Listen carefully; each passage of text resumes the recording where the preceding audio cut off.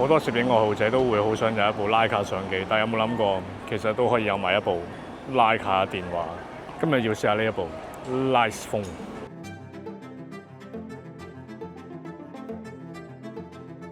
今次呢部 Light Phone 內裏大致上咧都係同小米17 Ultra 嘅拍攝性能咧係差不多嘅。今次淨係用咗3個鏡頭咧就實現咗有5000萬像素 14mm 等效焦距嘅超廣角鏡頭啦，再加埋一個 23mm 都係5000萬像素嘅主鏡頭，同埋一個75至到 100mm 變焦嘅鏡頭。而呢個鏡頭就可以拍攝到最高2億像素嘅相。即刻攞出嚟影一影相啦，睇下佢嘅質素係點啊！喺個電話待機嘅時候咧，如果你係快速咁左右轉一轉呢個 ring 嘅話咧，咁佢就會即刻開咗個相機出嚟㗎啦。咁其實呢個開關我覺得都 OK 嘅，都算快手嘅。主鏡頭咧就有 1.67 光圈啊。咁今日喺果欄呢一個比較暗嘅環境入邊影貓啦，其實睇到出嚟個效果咧都幾唔錯啊。咁雖然咧喺低光嘅情況底下影相咧，你會見到佢個 setting 咧都會自動用一個比較慢嘅快門啦。咁有陣時隻貓喐嘅話咧，咁都係會蒙咗嘅。但係部 Light Phone 咧，其實都有一個嘅手動模式嘅。如果想自己創作多少少嘅話咧，咁 White Balance 啦、快門同埋 ISO 咧都係可以自定。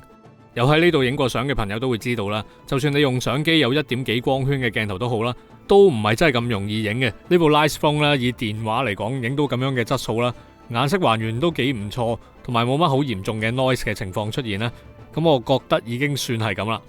3個鏡頭唔計數碼變焦啦，咁可以涵蓋到 14mm、23mm、75至 100mm， 拍攝嘅彈性都幾大。廣角鏡頭咧就有 14mm 啦，比較特別嘅咧就係我見到佢官方發佈會嘅時候咧，嗰個光圈係寫 2.4， 實際上咧而家喺 Exif 入邊咧都會睇到係 2.2 嘅，再睇埋其他資料咧，應該就係 2.2 先係真嘅。拍攝出嚟嘅效果咧，如果真係好有要求嘅攝影玩家咧，可能會覺得個畫面邊角會有少少 soft 啦，但係整體拍攝出嚟嘅畫面咧都算係幾紮實。再睇埋呢一個等效75至 100mm 嘅潛望式變焦鏡頭，入邊咧就係用咗一塊1/1.4寸嘅 CMOS， 光圈咧就係 2.39 至 2.96， 真光學變焦之餘咧，仲要個解像力都幾唔錯。咁以前都試過用一啲類似咁樣嘅鏡頭咧，去到最遠攝嘅時候係會有啲 soft 嘅。咁但係 Light Phone 嘅呢一個遠攝鏡頭咧，我就覺得個質素都幾 OK 啦。所以睇到呢支鏡頭有 Leica APO 嘅認證咧，係真係有啲實力嘅。咁雖然好多朋友都知㗎啦，用得手機嚟到去影嘅相咧，大部分都係經咗好大量嘅數碼修正啦，咁將一張相係美化得好緊要嘅。咁但係用得手機嚟影相，其實都係想速食啫，都唔使太過深究究竟原本嗰張相係點樣樣㗎啦。總之就係呢頭影完嗰頭就可以 share， 咁就係手機相片要做到嘅嘢啦。咁而呢部 Light Phone 咧影出嚟嘅相，當然我都覺得係幾高質嘅。咁甚至乎頭先有睇過啦，一啲喺果欄入邊影嘅貓嘅相咧，喂，其實都幾低光下，即係有陣時我哋用相機嚟到去影嘅時候咧，都要配合一啲大光圈嘅鏡頭啊，咁然之後仲要係推高少少 ISO 啊，個快門要高翻啲啊，咁先可以影到啦。咁但係而家呢一部咧，即係其實就咁影，我覺得出嚟啲相都真係呃到人，其實係唔錯嘅。仲有一樣比較強嘅咧，就係個主鏡頭嘅1寸 sensor 啦。係用咗一個叫 Logic 嘅技術啦，每一粒 pixel 咧就會有一個嘅電容啦，可以幫佢處理更加多嘅 data 嘅，主要就係可以提升個 dynamic range。你會睇到用呢個主鏡頭影嘅一啲背晒光嘅情況底下啦，暗位嘅 details 好充足啦，但係同時間啲光位咧唔至於會好爆啦，同埋仲係會有一啲 details 喺度嘅。即使我而家呢條片唔係用緊 HDR 嚟到 output， 而你個 mon 亦都唔係用緊 HDR mon， 但係你都睇到呢一個比較大光差嘅環境之下，暗位同埋高光位咧都仍然係幾清晰啊。就算係去到夜晚啦，以往影一啲嘅燈箱啊，又或者係一啲俾長嘅射燈射住嘅位置咧，可能都會爆晒光啊。咁而家喺呢個 Logic 嘅技術加持之下咧，都可以睇到出嚟嗰個效果啊，係真係完全唔同晒。呢個75至 100mm 變焦鏡頭咧，就係可以影到2億像素嘅相啊！影嘅時候咧，就要輕輕等佢2-3秒嚟到去合成啦。咁但係合成出嚟呢一張2億像素嘅相啊，個解像力係都真係幾誇張嘅。如果真係中意一啲畫面有極高細緻度嘅朋友咧，咁就可以啱用啦。有陣時攞嚟影下風景咧，應該都幾唔錯啊！唯一要留意咧，喺用呢一個嘅功能嘅時候咧，一定要揀一啲比較光線充足嘅環境咧，先可以用到。咁部機咧有一個街拍模式啦，就係你 set 咗之後就咁 double click 個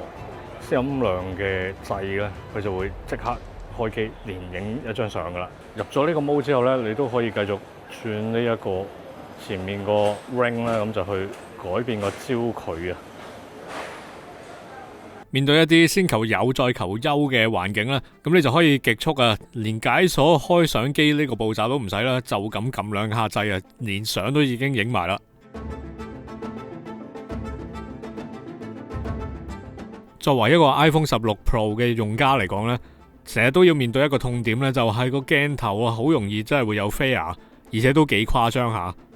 咁部 Light Phone 咧喺唔同嘅鏡頭之下呢，個表現就比起我部 iPhone 係真係明顯都好好多嘅。又唔係話佢對住啲強光完全冇 flare 出現啊，但係就會減少咗有人以為有 UFO 出現嘅誤會啊。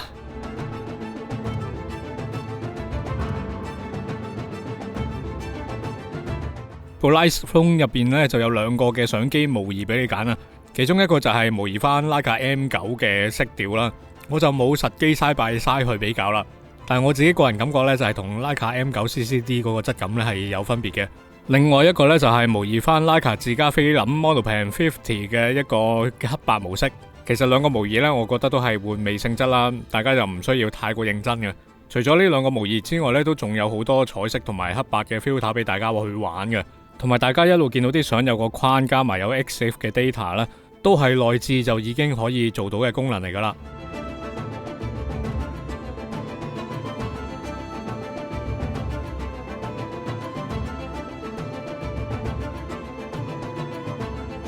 最後先講翻部機嘅一個外觀啦，機背嘅磨砂處理係做得幾有質感，機身外圍嘅金屬邊呢，同埋個機身嘅顏色都幾配合噶，同埋三個鏡頭嘅 CMOS size 都唔細嘅，咁但係鏡頭突出嚟嘅部分都唔算好多，突出嚟嘅部分呢，佢都有善用翻有一個嘅 control ring 咁樣俾你啦，嚟到做個變焦又或者係鏡頭開關咁樣，其實嗰件事都 OK 嘅。呢個 Light Phone 嘅套裝呢，就會有埋個電話殼、電話繩同埋就係一個金屬嘅鏡頭蓋。電話殼咧就模仿翻一個皮嘅質感，同埋當然咧就會有翻個徠卡嘅 logo 啊。使用完嘅感受就係我唔會轉會，但係我會諗下雙收嘅。一部電話工作用，一部就係影相用。